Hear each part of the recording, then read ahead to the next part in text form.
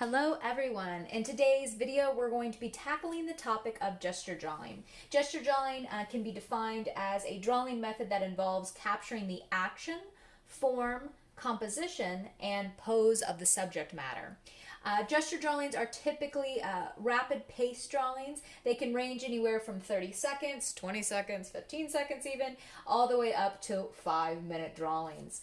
So these drawings are shorter in their length of time, and they're really focused on capturing, like I said, that movement, the action, the form, the overall composition, and or the subject matter.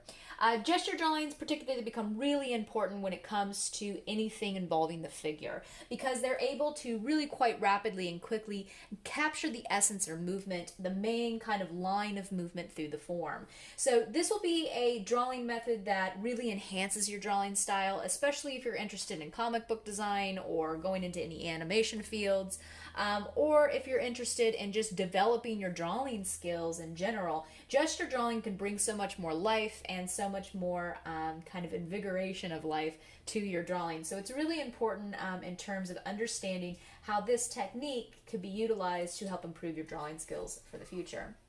The more you do gesture drawing, the better you'll get at it. So remember that too, practice makes perfect. So that's kind of the best method for developing a gestural hand. So right now what you're seeing in front of me is our easel. I've already got some paper that's taped down. Ideally, most gesture drawings are done on kind of a cheaper paper or a lower quality paper such as newsprint. In fact, that's what you guys will be using. Most of my drawing students for either Drawing 1 will have a purchased print of newsprint, and for my advanced students who I asked just to do a couple of gestures just to get their composition down, use just your regular paper or some of your sketchbook paper. Most gesture drawings are not kind of what you would consider like masterworks of drawing, but rather they're really to kind of get that composition down, to understand the formal movement, to understand how the lighting works out, and kind of to tweak that composition. So they're really what you might call preparatory studies or drawing studies. So they're kind of engaged in that space. So we usually don't see a whole lot of nicer quality products in terms of like archival drawing products being used to make gesture drawings. I am using a nicer piece of paper here. You can tell because it's an off-white kind of paper. It's got a little bit of drawing tooth to it. Primarily, I'm just using this because I already have paper that's cut down to fit the size of this board for my demos, and I'm hoping to keep this drawing for a little while so I can use it for my demo examples. I've just simply taped it down. All you have to do is either use your makeshift easel or your regular easel, or even sit it on your lap and just draw on your sketchbook or your newsprint pad. You can also take them down. I think this might be a little bit more rigorous though, especially if you have to go through quite a bit. Especially for my Drawing 1 students who have their upcoming assignment, sketchbook studies, you're going to have to do about 20 gesture drawings. I would highly recommend just using your newsprint pad, following that kind of chart that has the listed out times, and building your still lives according to that chart. Okay, so this gets us back into our gesture drawing. So there is no kind of right and wrong when it comes to a gesture drawing, but rather I do have some general tips that I want you guys to kind of think of or follow along with. There's really not a mistake when you go to gesture draw. You will get better and you will notice improvements with the way you capture and render form the more you do it. But when you're first starting off, it might seem a little like, oh my gosh, I don't know what I'm doing. I'm just making scribbles, and that's fine. The more you practice, like I said, the better you'll get at refining your mark and understanding how to capture an image quickly on paper. So there's no erasing, and I don't want to see any erasing in these drawings, but rather I just want to see you try to make that eye and mind paper connection and draw rapidly and accurately what you're seeing. That will take time, but just keep on that in the back of your mind, okay? So start with your kind of first initial area that you want to draw with. So for me, I might try to figure out what I want my composition to be, and from that point I might choose a central located object or an object that might be closest to me at the bottom of my page here. So I might start with this yellow square first. That's just because it's closest to me and it has a kind of point that I might want to register in my frame of my drawing. This is also where gesture drawing can be really effective in terms of mapping out your overall composition. This is a very hard thing to do when you're transcending dimensions from three-dimensional space to two-dimensional space, right? So that adjustment takes some time to do. Gesture drawings can really help aid you in understanding how this space can be translated into this space, okay? So this can be a really, really helpful trick for that. So that's kind of generally where I might start with a gesture drawing, trying to figure out where I want my composition to sit in my frame. Specifically, you can use a viewfinder to help you kind of place where the borders of your page will meet and sit in with those objects. If you have a general idea about where you want them to sit, you can go ahead and start plugging that in and try to figure out the positive and negative space within that kind of frame of your viewfinder. So please use your viewfinder in all stages of your drawing because it'll really, really help, especially for beginners. It really helps. I've been drawing for a really long time, not just past my professional kind of career, and I still use a viewfinder today, especially when it comes to getting close-up compositions or better compositions that require me to zoom in on objects. So please use your viewfinder. It is an important tool, so make sure you utilize that. Okay, so simply be mindful of your lines too.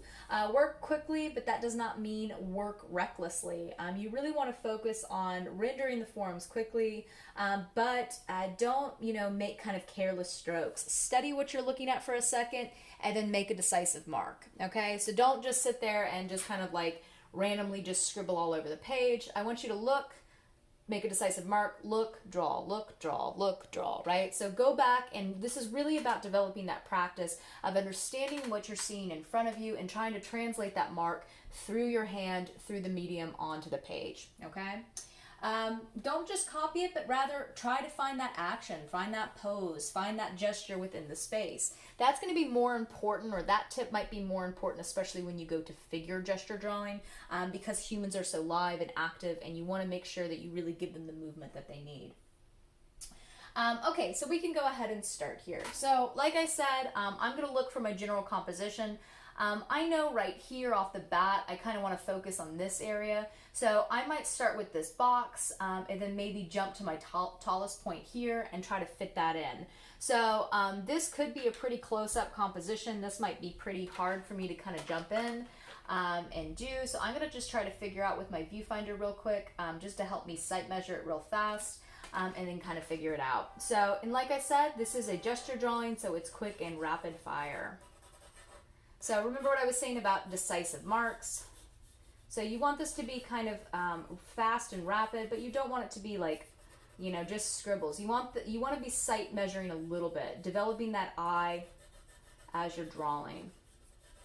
This will be overly kind of messy, and I don't want you to necessarily erase it, or I don't want you to erase it.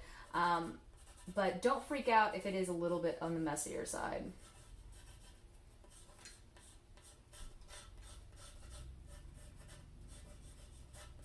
Remember, we're just trying to get that overall composition down.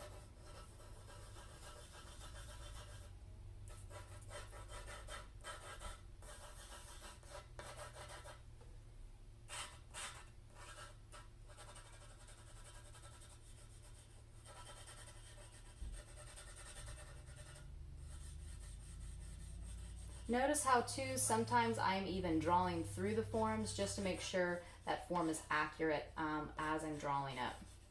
I'm noticing already that I have to make corrections and that when I'm drawing this is not accurate. So I'm not worried about that. Remember, I'm just really more concerned about getting that overall composition pinned down.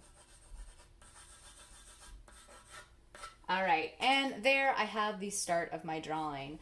If I want to go back in and say, okay, maybe I need to add another couple of layers here, I can go back and do that. So you can see really rapidly how I was able to kind of get that form in pretty quickly. I've got a composition down here. Now, I might want to edit this composition in the future. Maybe I don't like the way some of this is working out, but I generally know how the positive and negative space are going to be interacting between my sides of my frame of my image. And when I refer to the frame, I'm just referring to this pictorial space. So those edges of the paper.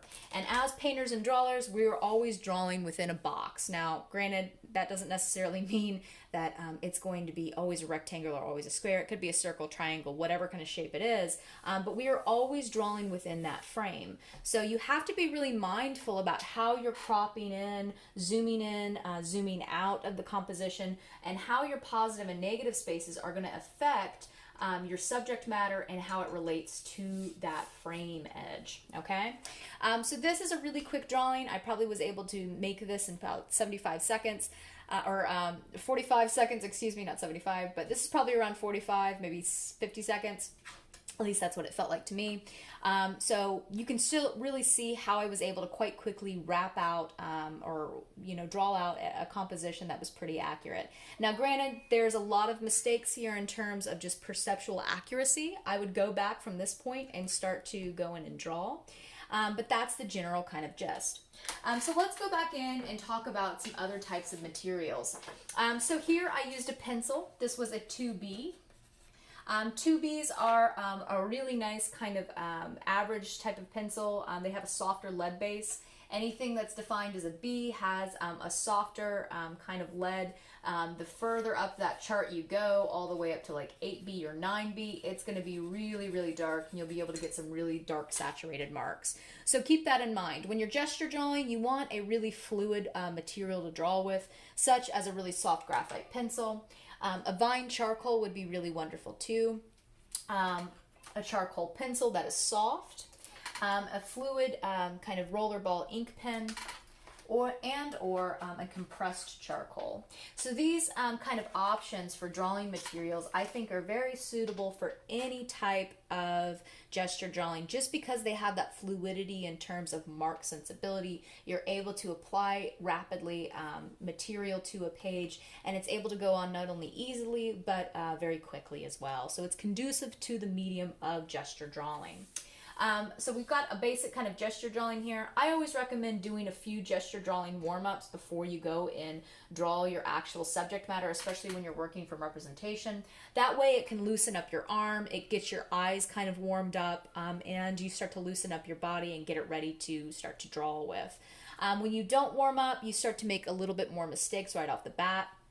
And two, when you start off with a gesture, you can problem solve right off the bat if this is a good or bad composition. And your compositions are absolutely one of the most important things when it comes to painting and drawing, period. You want to make sure that you have a good composition. Your positive and negative spaces are engaging with these sides of the drawing page in an accurate and successful way to convey the meanings that you need them to convey.